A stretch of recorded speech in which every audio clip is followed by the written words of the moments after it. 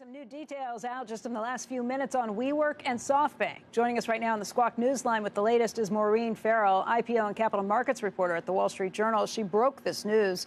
And Maureen, tell us a little bit about the details. It looks like Softbank has won the bid from the board. What does that deal entail? Sure. So the deal entails, as we reported some of this yesterday, they're going to take over the company for about $8 billion.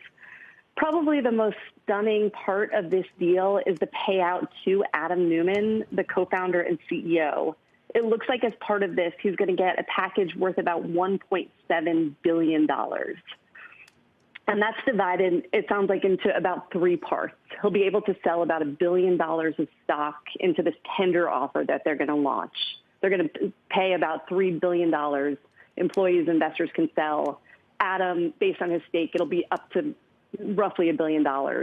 They're also going to pay up his loan. He has a $500 million loan that was coming due. They're going to give him a new loan. They're also going to give him a quote-unquote consulting contract of almost $200 million. Maureen, why are WeWork shareholders and employees not going to sue Adam Neumann and sue Softbank for a deal that clearly advantages him in a way that, even with his controlling stake, is a very questionable approach? I think it's far too early to say what happens. I think that the issue, it seemed like during the negotiations, was that he had the power. He had this voting control, so they needed to find some way to get him to relinquish that. Our understanding is that consulting contract was one part of it, the loan forgiveness. But I think it's a good question. It seems like, it's a terrible look on a week that they're going to fire 2,000 people to be taking a $185 million consulting arrangement. I can understand potentially the $1 billion component of this, given that that would be his own equity stake in the company. But then when you add on top of that an advantaged loan and then $185 million in cash, for all of those employees who were hoping to participate in this IPO, who were led down a path by a Pied Piper that clearly steered them in a terrible direction, it raises lots of moral questions, ethical questions, and why, frankly, Softbank would actually even participate in something like this.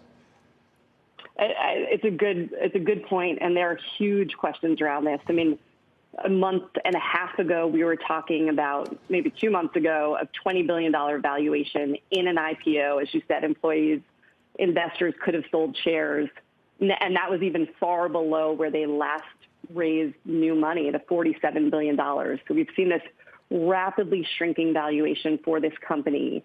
And yes, employees are going to be let go in the coming months. Who knows where that ends. And their valuation of their shares has diminished rapidly. And now that Masa Son's going to look like he's rewarding an individual who, frankly, has done tremendous damage to him personally, his own reputation, and the SoftBank Vision Fund and SoftBank itself, how are other founders, do you think, going to look at this? Are they just going to look at him as free money? Well, it's going to be interesting what other founders look at. I think that another huge question this raises is, can you give founders these 10-to-1, these elevated voting shares? Every founder has wanted them. For the most part, founders have been given this voting control. And now you see what you have to do, even when things go really wrong, to get a founder out of this voting control. I mean, this is such an extreme example.